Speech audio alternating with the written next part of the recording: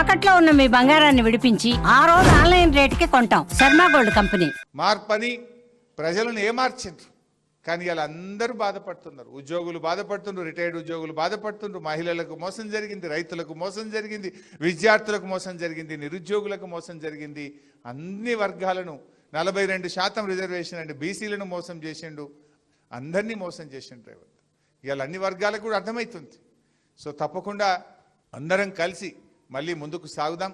ఈ విజయోత్సవ దినం ఇది చాలా ముఖ్యమైనటువంటి దినం.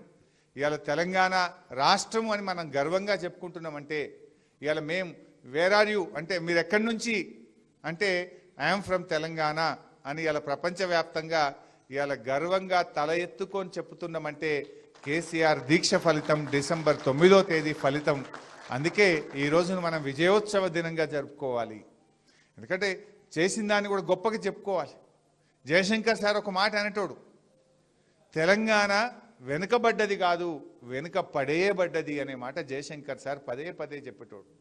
ఎప్పుడైనా ఆ రోజుల్లో ఒకటి ఉండేది, కేసీఆర్ గారు ఉద్యమం స్టార్ట్ చేసిన 2001లో తెలంగాణ అనే పదం నిషేధించింది ఈ రాష్ట్రంలో. ఉమ్మడి ఆంధ్రప్రదేశ్లో మనం 2001లో. అప్పటి వాళ్ళు ఉద్యమకారులకు ఐడియా ఉంటుంది. కేసీఆర్ గారు ఒక ప్రెస్ మీట్ పెట్టినా, ఒక అంశం మీద మాట్లాడితే కేసీఆర్ గారు తెలంగాణ అని మాట్లాడుతుండే, పేపర్లు ఏమొస్తుండే వెనుకబడ్డ ప్రాంతం అని వస్తుండే. తెలంగాణ పేరు రాయకపోదురు పేపర్లో. అసెంబ్లీలో కేసీఆర్ గారు లేచి నా తెలంగాణ అని మాట్లాడితే స్పీకరు తెలంగాణ అని మాట్లాడొద్దండి, వెనుకబడిన ప్రాంతం అని మాట్లాడాలి. ఇది అసెంబ్లీ రికార్డు నుంచి కేసీఆర్ గారు మాట్లాడిన తెలంగాణ పదం నిషేధిస్తున్నాం. యనమల రామకృష్ణుడు ఉత్తర్వులు ఇచ్చిండు ఆ రోజు. ఉమ్మడి ఆంధ్రప్రదేశ్లో తెలంగాణ పదము నిషేధించబడ్డది. అంటే నీ అస్తిత్వమే లేదు. నువ్వు ఎక్కడి నుంచి, నీ జాతి ఏంటంటే నా జాతి తెలంగాణ అని చెప్పుకునే పరిస్థితి మనకు లేకుండా పోయింది ఆ రోజు.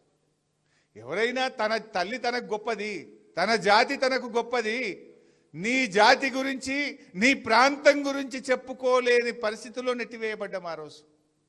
పేపర్లో పొద్దున్నే చదివితే తెలంగాణ అని కనబడపోవు.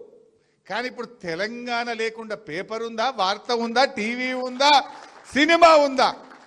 అది సినిమా అయినా, పేపర్ అయినా, టీవీ అయినా, వార్త అయినా జై తెలంగాణతోనే స్టార్ట్ అవుతుంది. అంటే అది కేసీఆర్ గారు పార్టీ పెట్టడం వల్ల, ఉద్యమం వల్ల, పోరాటాల వల్ల, దీక్ష వల్ల ఇవాళ ఈ రాష్ట్రం ఏర్పడడం వల్ల మనం ఆత్మగౌరవంతో సగర్వంగా నాది తెలంగాణ అని చెప్పుకోగలుగుతా ఉన్నాం.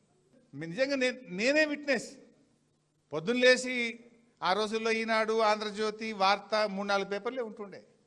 పేపర్ తిప్పితే తెలంగాణ ఉండదల్లా. వెనుకబడ్డ ప్రాంతంలో మాకు కరువు ఉన్నది, మా వెనుకబడ్డ ప్రాంతంలో కరెంట్ వస్తలేదు, మా వెనుకబడ్డ ప్రాంతంలో రైతులు ఆత్మహత్య చేసుకుంటుందనే ఉంటుంది. నా తెలంగాణలో రైతుల ఆత్మహత్యలు రాదు పేపర్లో. యాద్ చేసుకొని మీరు లేదా పాత పేపర్లు చూడండి. వెనుకబడ్డ ప్రాంతం తెలంగాణ పేరు నిషేధించబడ్డది. అసెంబ్లీలో నిషేధం, పత్రికల్లో నిషేధం, సినిమాల్లో నిషేధం, మన బతుకులో నుంచే తీసేసిండ్రు. ఇవాళ మనందరం ఇంత స్వేచ్ఛ వాయువులు పీల్చుకుంటున్నామంటే, ఇంత గౌరవంగా నాది తెలంగాణ అని ఇంత గర్వంగా చెప్పుకుంటున్నాం కదా. అంతెందుకు, ఇదే చంద్రబాబు నాయుడు గారు చెప్పింది కదా, వెనకటినేమో ఆంధ్రాలో ఎకరం అమ్మితే తెలంగాణలో 10 ఎకరాలు వస్తుండే. కేసీఆర్ వచ్చినాక ఏమైంది?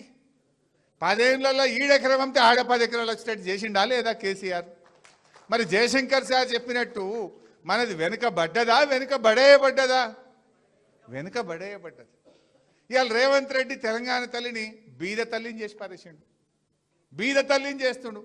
అరే అరే మనం బీదోళ్ళం కాదురా భయ్, మనం వెనుకబడేయబడ్డోళ్ళం, మనం we're rich by all means. తెలంగాణకు ఆ శక్తి ఉన్నది, ఆ సంపన్నం ఉన్నది. అంటే ఆ రోజు తెలంగాణ ద్రోహులో, ఆనాటి సమైక్యాంధ్ర పాలకులో తెలంగాణను వెనుకబడేసిండ్రు.